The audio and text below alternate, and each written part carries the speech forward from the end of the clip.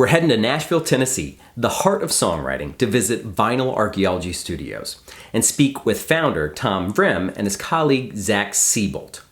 Tom has played guitar since age 5. He was in an all-originals band at age 15, and he produced his first record at age 18. He's gone on to graduate from Blackbird Academy and form Vinyl Archaeology Studios. His colleague Zach is also an accomplished singer-songwriter, a graduate of SAE Institute in Atlanta.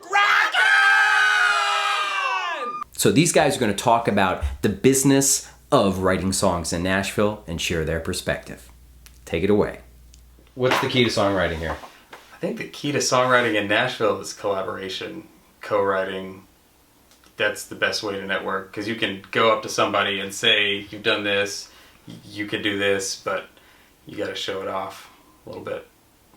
Yeah, that's kind of how the network works around here, rather if it's through the publishing or through the friend group. You know, it's definitely, you know, kind of scratching backs, you know, and help carrying. It's a little bit what Charlie alluded to earlier, where it's like, you know, you go to their shows, they come to your shows. You know, it's a support group, you know. I was talking to my buddy from LA yesterday about kind of this, actually, and he was saying how LA is such a, like, what can you do for me town. There's an expectation of what somebody can do for you when you work with them.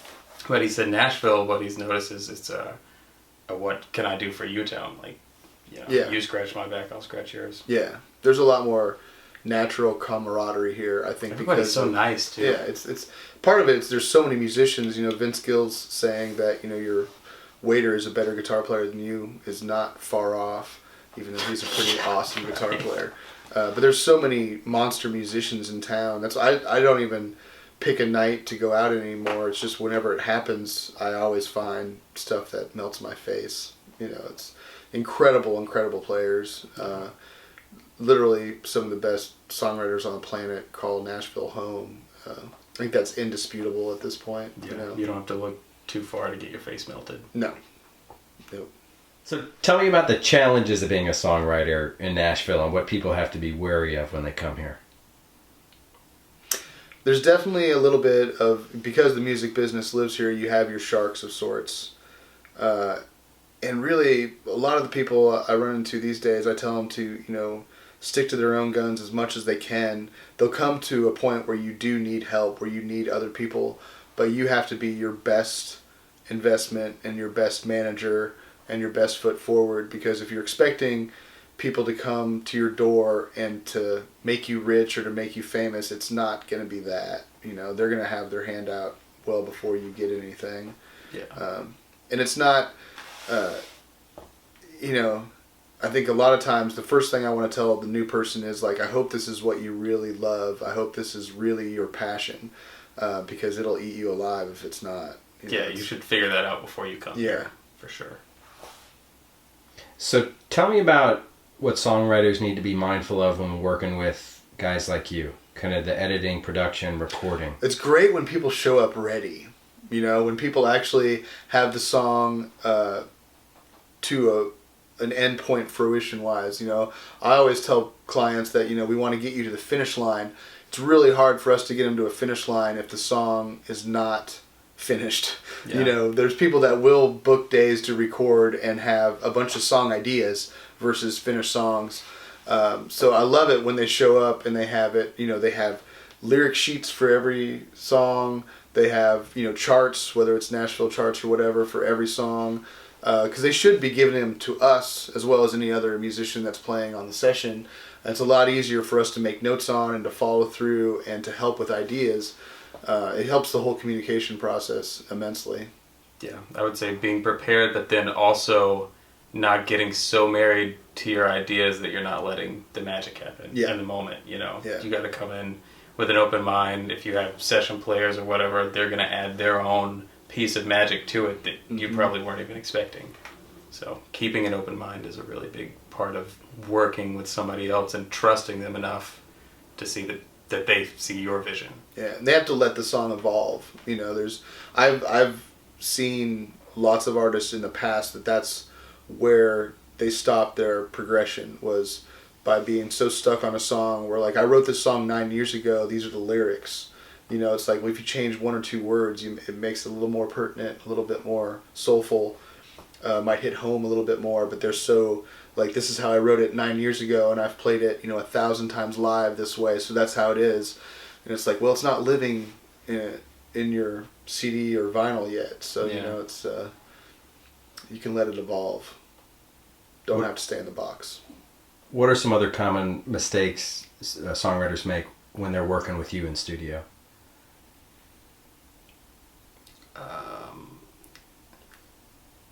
That just made me think that everybody needs to really practice to playing to a metronome. Yeah. That is a giant part. Yeah. Because you can do it free form like that, but... It's going to be one of our first questions, too, is how many beats per minute is this song? Yeah. And, if they don't have a number for us, we can play a click. But usually when they don't have a number and we sit down and do that, it'll fluctuate. Sometimes 5 or 10 beats per minute, which is enough for you to really be able to tell. They could change the whole mood. Yeah, exactly. It can change everything. So I think that's one of the things, if they figure out a beat tempo-wise to the song and then they practice that before they get to the studio, they're saving themselves a world of hurt. Playing to a metronome. Yeah, and it makes editing... valuable skill. That's the biggest thing with the editing, is that it has to be in time for us to be able to edit between takes. If they're not playing, if one take is one time and another take is another time, then those are not two pieces that we can work with. They have to be in the same tempo for it to work, edit-wise. Yep, and key. Yeah. Any other things they do that are annoying? A lot. I could come up with a list. Yeah, but I could. One of my pet peeves is when they bring, like, the party along. It's like, it's one thing if there's one or two people for support, but they're paying per hour, if not per a day, for the studio. And if you want to get the most out of the day, save the party for the next day, or it's... Depends on the song too, though, because if you're doing like some crazy rap session and you have all of your group with you, it definitely adds to the energy. The vibe. Yeah. But it gets annoying when we're trying to do stuff. Oh yeah, for the engineer, if there's people in the way of us turning knobs, then there's an issue. Yeah. I've been in a control room with like 12 people. Yeah. All talking to each other. Yeah, there's only 4 seats. Yep. Yeah. And it's not really good to have liquids around studio gear, because that's just asking for problems. Expensive problems. Yeah, very expensive problems. What do you enjoy most about working with the songwriters in studio? I love the creative process. I love it when they are open to change and that they'll hear change. Because when they've sat and performed it, live a bazillion times, and they've sat in a room and played it, it's going to be a totally different feel than when they hear it out of studio monitors. And when they appreciate that right away, sometimes they'll be timid and a little scared with it, but when they appreciate it and then they can start to hear the next nuances, that part is my favorite part of the creative process, is that they're willing to take that next step and let it grow. And that's usually where a lot of the magic can happen. Yeah. I have a lot of things that I love about it, but probably like the best feeling and like moments you can have is when everything just kind of like blurs and it just happens. Like everybody's on this exact same frequency. Yeah. And it just, the magic really does happen. Yeah, that's the magic. Yeah. And that's what, especially when they had high expectations for the song and then it got to a whole nother place and they're just blown away. Those become repeat customers for us, because they chase that magic, they chase that moment, and they don't want to let it go. They want to create again. It's Michael Hedges, who's a killer guitar player that he passed away 20 years ago or so.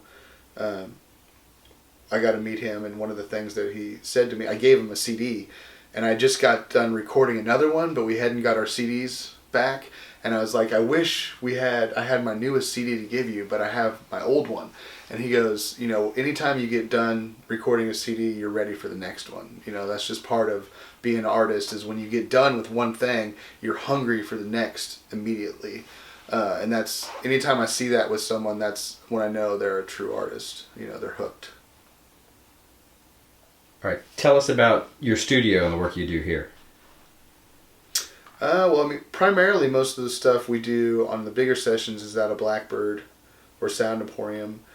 So this becomes our first day for like pre-production and kind of getting the artist used to the studio environment without it being the price tag of a large commercial studio. So, for instance, we have a session coming up here in, I guess, a couple weeks. 1st of January. That, we're doing 1 day of production here, then we're doing a full day of production at Blackbird, then we'll come back here for an overdub and edit day. And it saves them money because this is half the price of a Blackbird room. But it still gives them the quality when they walk into Blackbird, so it's not, you don't have quite as much that you have to get done in 1 day there. It's kind of, it's great. We've been doing songwriter rounds here, and it's been great to have other songwriters come in here and feel creative in the space, and to want to participate in like the songwriter rounds and writing here. It's kind of almost being a home base for a lot of our friend group, really. Yeah. So that's a bonus. Okay, any other plugs you want to give for the work you're doing here? Plugs. This board sounds great. Yeah, Rupert Neve, if you're listening to this, we love you so much. Yeah. Go listen to Chelsea Nolan. She's an artist that we've worked with that is phenomenal. Beautiful voice, beautiful songs. Queen of Appalachia. Yeah. 2, 3. Rock on! Got the metal. Rock on! Ringing here. Yeah, with the kick. Pete in Nashville really is co-writing. Yeah, everybody else was saying. Absolutely. Yeah. Because you're like, yeah. So let's start with that. So what else makes Nashville Nashville? Hot chicken. There's a lot of beautiful women here right now. Yeah. Like that's. I went back to Atlanta for Thanksgiving, and I was like, "This is crazy. The ratios are not the same."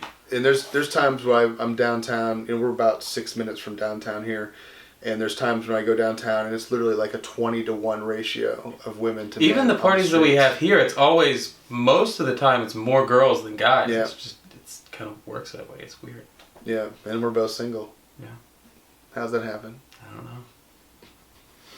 It's Christmas time. It's Christmas. Okay.